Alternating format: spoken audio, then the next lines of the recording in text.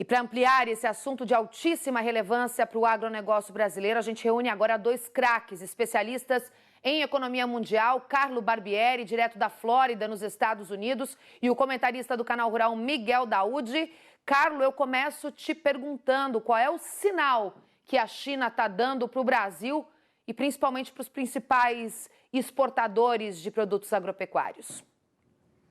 O sinal que eles estão dando é que não vai continuar acontecendo exportação para a China se não houver uma renegociação de valores e uma perspectiva de, pelo menos de médio prazo, de aceitarem, pelo menos com parte de pagamento, ser feito no RMB ou RMB em português, para fortalecer essa moeda que os chineses estão criando. A China vai forçar a baixa do preço, porque agora com a suspensão da importação dos Estados Unidos, esses preços tendem a subir ainda mais, e, por outro lado, eles querem fortalecer os seus acordos bilaterais, impondo a sua própria moeda. Vamos falar com o Miguel Daoud. Daoud, o Carlos me adiantou antes que nos Estados Unidos a ideia é ganhar tempo para que a fase 1 do acordo seja implementada, já que os Estados Unidos reclamam muito que a China não tem cumprido, principalmente essa parte das compras de produtos agropecuários. Mas, em vista de que a China é a nossa principal importadora de produtos agropecuários, ela tem força para derrubar nossos preços e fazer com que alguns contratos sejam revistos? Olha, Suelen, boa noite a você, boa noite a todos, boa noite ao Carlos. A China, na realidade, ela tem uma grande preocupação que nós já colocamos aqui, que é exatamente uma diminuição da demanda que pode ocorrer não só lá, né, no seu consumo, em decorrência da pandemia, como também nas suas exportações. A gente sabe que essa briga entre China e Estados Unidos ela vai prosperar, né, durante o período até as eleições, e dependendo de quem vença as eleições dos Estados Unidos, ela vai continuar também bem complicada. Então é um cenário que o Brasil, como é um grande exportador de commodities para a China, ele vai sofrer, não tenha dúvida, né? Ele vai ter realmente que negociar preços, enfim, nós temos aí uma diminuição da demanda, e essa diminuição de demanda, sem dúvida nenhuma, implica em queda em renegociação de preço. Então, não temos que nos preocupar. Eu acho que nós temos que continuar fazendo o nosso serviço, cuidar do nosso custo e vamos em frente, porque essa situação está apenas começando. Ela tende a se agravar, Sueli. Carlos, a gente conversou ontem com o Daoud sobre isso, sobre as negociações, a questão mercadológica. Qual é a sua opinião? Você acha que o governo brasileiro, de alguma forma, tem que entrar nessa discussão ou, na verdade, isso é uma questão mais mercadológica para os principais exportadores e importadores tratarem? Como é que você enxerga essa questão? Nada com a China exige ou pode ser feito fora dos governos. A China tem uma ação centralizada no governo de Pequim, e é o Partido Comunista da China que manda. Então, se o governo brasileiro não intervir, a nossa chance de perder a possibilidade de fornecer lá a um preço justo vai ser muito pequena. Realmente se demanda uma atuação forte, firme e competente por parte do governo brasileiro para evitar uma diminuição do valor exportado em matérias-primas em geral e na área alimentícia em particular. Perfeito, Carlos. Agora a gente vai falar de eleições nos Estados Unidos. O Carlos já vai passar daqui a pouquinho a impressão que ele está tendo, ele que vive na Flórida. Mas eu queria perguntar para o Miguel Daoud como é que ele está enxergando essa disparada do John Biden, provável candidato do Partido Democrata à Casa Branca. Ele apareceu com 14 pontos à frente do presidente Donald Trump na disputa das eleições de novembro nos Estados Unidos. É um levantamento, é um apontamento bastante interessante, né, em vista de que nas últimas pesquisas o Trump aparecia soberano, principalmente antes da pandemia. E você me falou uma frase que me chamou bastante atenção.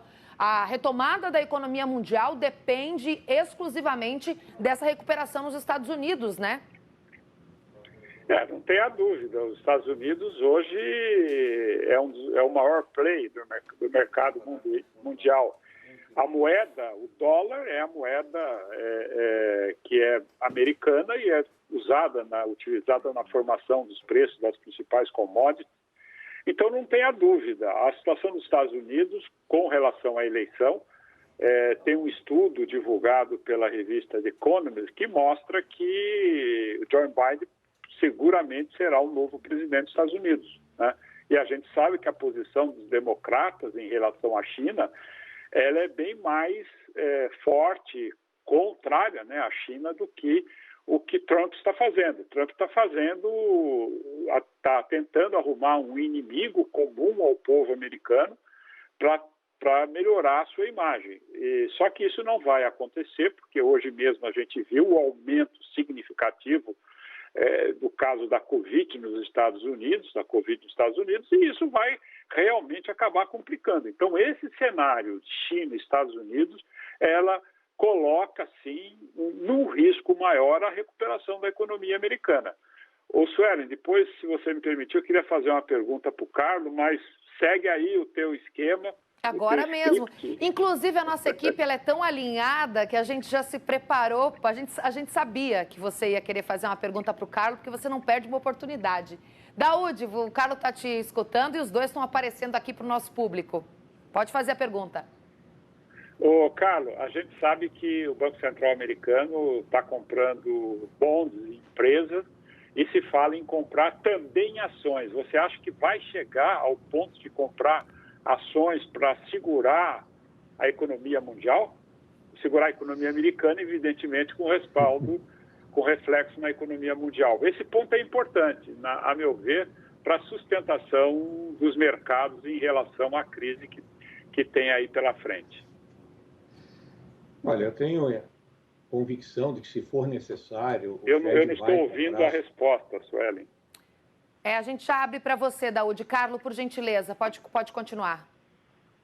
Olha, eu tenho a convicção que, se for necessário, o Fed vai abrir. O Fed não vai deixar cair a economia americana. Basta ver que, entre os setores federais, estaduais, municipais e o Fed em particular, já houve uma injeção que deve, com esse novo estímulo aprovado pelo Congresso, chegar a 10 trilhões de dólares. E, como você disse bem, a economia americana é o motor do mundo. A economia americana, com 10 trilhões de dólares, deve sair na frente. A Bolsa, por enquanto, não está precisando desse estímulo, porque, com excesso de liquidez no mercado, particularmente com esses estímulos sabidos para a pessoa ficar em casa sem fazer nada, ganhando 600 dólares por semana, essa poupança forçada que as pessoas estão fazendo acaba sendo canalizada para a Bolsa de alguma maneira, né? Mas, por outro lado, existe uma questão estratégica. É parte conhecida da estratégia tanto da China como dos grandes capitalistas americanos deixar a Bolsa cair para comprar as ações baixas. Eu acho que, do ponto de vista estratégico, essa foi a razão pela qual houve uma sustentação do mercado em alta, mesmo que alguns entendam de maneira artificial, para evitar que o mercado das ações americanas fosse adquirido a preço de xepa, né? Perfeito. Agora, quando é que vão começar a comprar e, se necessário, e se será público ou não, pode ser uma dúvida. Agora, que, se for o caso, vão entrar, vão. Carlos Barbieri, ao vivo da Flórida, economista, falando com a gente nessa noite no Rural Notícias. Carlos, obrigada pela sua participação. Te desejo uma ótima noite aí na Flórida. Para você também. Boa sorte para você, para todos aí no Brasil. Obrigada, Carlos. Vou me despedir do Miguel Daúde agora e vou pedir desculpas para ele, porque ele não conseguiu ouvir a resposta do Carlos Barbieri.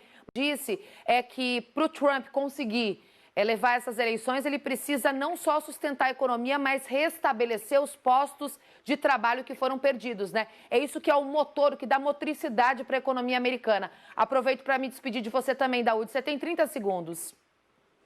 Pois ele tem razão. A pergunta ela foi intencional no sentido de mostrar que os Estados Unidos está com muito dinheiro. Os bancos não sabem o que fazer com tanto dinheiro que existe. Então, é importante essa decisão para nós aqui no Brasil, porque se nós não tivermos uma recuperação forte da economia americana, que tudo indica que pode haver, nós sofreríamos muito e teríamos um impacto muito forte no câmbio. Mas o impacto no câmbio virá, viu, Suelen? Não pode esperar porque não temos escapatória diante das condições das nossas contas públicas. É claro que as pautas mudam o tempo todo, mas eu te convido a gente a se aprofundar no dólar essa semana, que o produtor quer saber. A gente tem recebido muitas mensagens. Então usa todos os seus conhecimentos aí, conversa com as suas fontes, que a gente volta a falar disso essa semana. Miguel, uma ótima noite para você. Boa noite, Sueli, boa noite a todos e obrigado aí pela audiência. Boa noite, Daúde.